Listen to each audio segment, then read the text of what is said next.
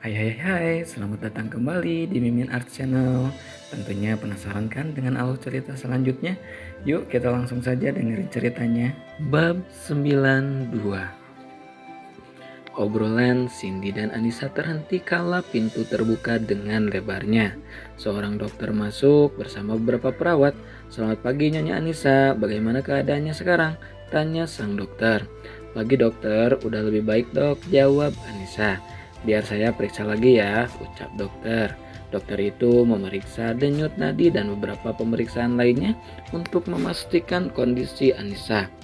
"Dok, saya boleh pulang hari ini?" tanya Anissa. "Dari hasil pemeriksaan harusnya bisa pulang hari ini.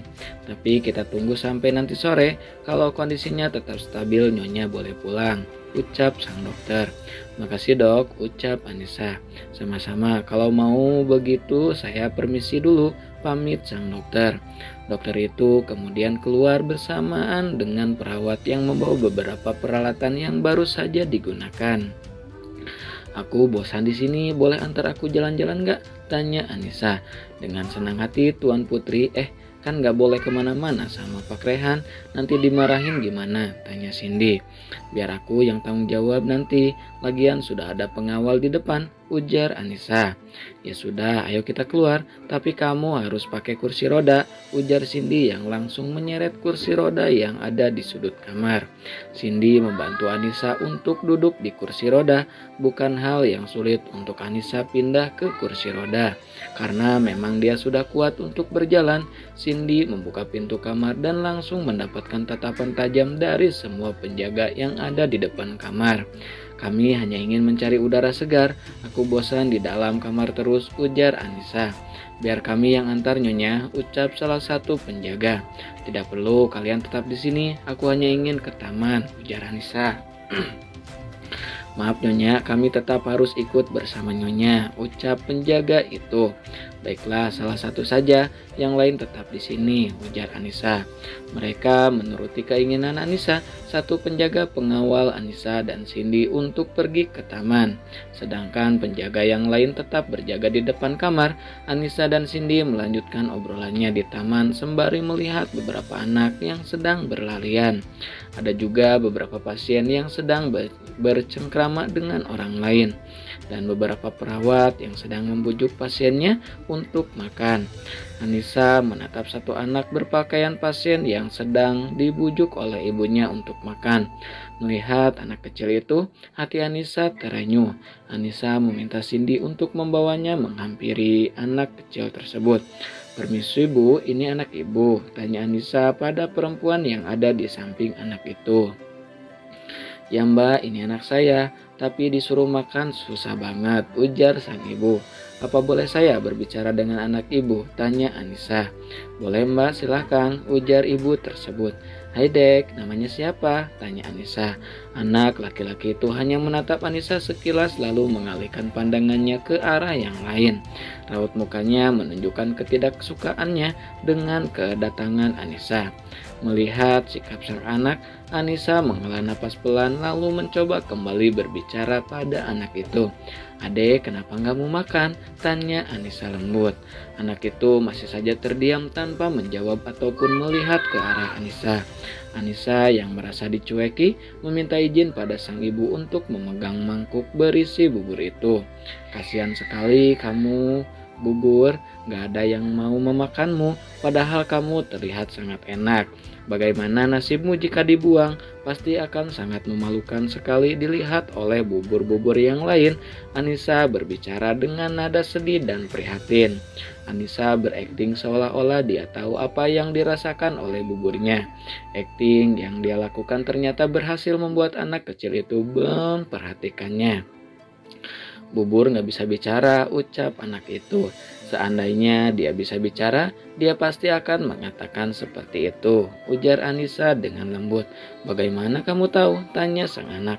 "Tahu dong, makannya sekarang makan dulu buburnya biar dia gak sedih ya," ujar Anissa. "Kalau dimakan nanti dia kesakitan, kan dikunyah," ujar anak. "Bubur itu memang ada karena untuk dimakan. Dia akan senang kalau ada yang orang memakannya," Itu artinya dia bisa berguna bagi orang-orang yang memakan dia, sama seperti Ade. Kalau Ade makan dan nurut sama mama, terus Ade sembuh dari sakitnya. Kalau Ade sembuh pasti mama senang. Ade juga bisa berguna buat mama karena bisa bantu mama lagi. Kalau Ade nggak nurut terus, nggak sembuh-sembuh, nanti mama sedih dan nggak ada lagi yang bantuin mama. Jadi Ade makan ya, mau tante yang suapin atau mama yang suapin? Jelas Anissa. Aku nggak mau bubur ini nggak enak, aku pengen bubur yang ada di depan sana, ujar sang anak sembari menunjuk ke arah tukang bubur di seberang jalan. Ade mau itu? Tanya Anissa yang diangguki oleh sang anak. Izin dulu sama mama ya, pinta Anissa. Anak itu pun izin pada mamanya. Setelah mendapat persetujuan dari sang mama, Anissa meminta pengawal yang berada di belakang Cindy untuk membelikan bubur yang ditunjuk oleh anak kecil itu. Sang pengawal dengan sigap langsung membeli 1 bungkus bubur seperti yang Anissa pesan. Nah, buburnya sudah datang. Ade makan yang banyak ya, ujar Anissa. Makasih ya Mbak, udah membujuk anak saya. Dia memang susah kalau disuruh makan. Apalagi kalau lagi sakit gini, mungkin karena indera perasanya yang terasa pahit jadi nggak enak buat makan, ucap sang ibu. Sama-sama Bu, memang kalau boleh tahu anak ibu sakit apa? Tanya Anissa. Dia punya penyakit leukemia, jadi sering bolak-balik ke rumah sakit, ujar sang ibu. Kasihan sekali anak ini, masih sekecil ini harus mendapatkan perawatan ekstra untuk melawan penyakitnya. Pasti sangat sulit menjadi dia, gumamnya dalam hati. Semoga cepat sembuh ya Bu, kalau gitu saya permisi ya Bu, ucap Anissa. Anissa meminta Cindy untuk membawanya ke tempat duduk yang ada di bawah salah satu pohon. Cindy duduk di tempat duduk itu, sedangkan Anissa tetap berada di kursi roda. Nis, kemarin aku melihat bibimu ada di hotel bersama seorang pria. Tapi aku nggak sempat fotoin mereka soalnya aku kesana ikut mami sama papi ketemu klien. Apa pria yang sama dengan pria yang waktu itu bersama Sinta? Tanya Anissa. Beda, dia lebih tua, sepertinya seumuran sama bibimu, perutnya buncit dan sedikit agak gemuk sih. Kalau dilihat dari penampilannya, kayak punya jabatan di perusahaan gede, ujar Cindy. Sepertinya mereka akan hancur sendiri tanpa campur tanganku. Tapi itu nggak seru kalau nggak aku kasih bumbu pemanisnya, ujar Anissa. Nis, apa maksudmu? Jangan bilang kamu akan mempermainkan mereka, tanya Cindy. Aku hanya ingin bermain-main sebentar dengan orang-orang serakah itu, hanya sebagai pemanis agar mereka sedikit merasakan senangnya jadi orang kaya, ujar Anissa dengan tatapan sinisnya. Ayolah Nis, jangan jadi jahat seperti mereka, aku gak mau kamu kenapa-kenapa, ujar Cindy. Aku gak jahat, aku hanya ingin mereka membayar apa yang pernah mereka lakukan padaku, ujar Anissa. Cindy menghela napas kasar, dia menatap iba pada sahabatnya yang telah dikuasai oleh dendamnya. Dia tidak ingin Anissa berubah hanya karena pernah disakiti oleh keluarganya. Lebih baik kita masuk lagi ke kamar, sepertinya matahari mulai naik, ujar Cindy. Anissa tidak menanggapi perkataan Cindy, dia masih bergulat dengan pikirannya sendiri. Cindy benar-benar membawa Anissa masuk ke dalam kamar lagi diikuti oleh pengawal yang mengawalnya. Sin, boleh pinjam ponselmu nggak? Tanya Anissa. Boleh, buat apa? Tanya Cindy. Aku mau nelpon Mas Ray, jawab Anissa. Cindy mengambil ponselnya di dalam tas dan memberikannya pada Anissa. Tidak sulit untuk Anissa menghubungi suaminya karena Cindy sudah menyimpan kontak Rehan di ponselnya. Mas, lagi sibuk ya? Tanya Anissa setelah panggilannya tersambung. Lagi meeting, mungkin sebentar lagi selesai. Ada apa? Tanya Rehan. Aku ingin pulang, tadi dokter bilang tunggu sampai sore. Tapi aku nggak mau lagi di sini, aku ingin pulang siang ini, ujar Anissa. Baiklah, selesai meeting aku langsung ke sana. Kita pulang ya, ujar Rehan. Makasih sayang, aku tunggu, ucap Anissa dengan kegirangan. Panggilan itu terputus, Anissa mengembalikan ponselnya pada sang pemilik, sedangkan di sisi lain, Rehan yang baru saja menerima telepon dari istrinya tersenyum sendiri hanya karena panggilan yang dia dengar dari sang istri. Wajah datarnya yang berubah menjadi senyuman membuat semua orang yang ada di ruangan itu menatap bingung pada CEO mereka. Pasalnya, Rehan sedang marah pada salah satu karyawan yang melakukan kesalahan dalam membuat laporan keuangan.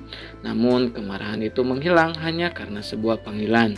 Randy yang mengerti akan situasi itu langsung menegur bosnya dengan berbisik, membuat Rehan tersadar dan kembali ke mode datarnya.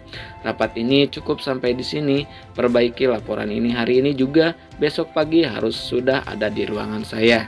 Jika ada masalah, walau sedikit pun, segera hubungi Randy untuk meminta bantuan. Jangan sampai menjadi masalah besar seperti ini, paham? Ucap Rehan tegas yang diangguki oleh seluruh karyawan yang ikut dalam rapat tersebut. Kalian boleh bubar, kerjakan tugas masing-masing, dan jangan sampai terjadi masalah seperti ini lagi ke depannya, ujar Rehan. Rehan kembali duduk di kursinya dengan memijit pelipisnya yang terasa nyeri. Dia tidak habis pikir dengan hidungnya yang selalu diselimuti masalah-masalah yang tidak ada habisnya. Sudah dapat rumahnya? Tanya Rehan. Sudah tuan. Apa akan ditempati sekarang? Tanya Randy. Mintalah pengawalku memindahkan semua barang-barang saya dan Anissa di rumah lama. Minta bantuan Bibi untuk membereskannya. Jangan lupa barang-barang Cecil juga bawa semua. Suruh Bibi dan Mang Yono ikut dengan kalian, tita Rehan. Baik tuan, ucap Randy. Pastikan setelah makan siang sudah beres semua, ujarnya lagi. Randy melihat ke arah arloji yang dipakainya sekarang sudah menunjukkan pukul 11 waktu Indonesia Barat.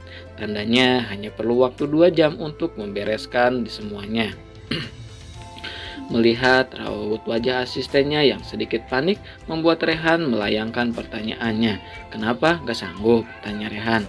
Sanggup tuan, saya segera melaksanakannya, jawab Randy. Randy pun pamit untuk melakukan pekerjaannya. Rehan keluar dari ruang meeting dan masuk ke dalam ruangannya sendiri.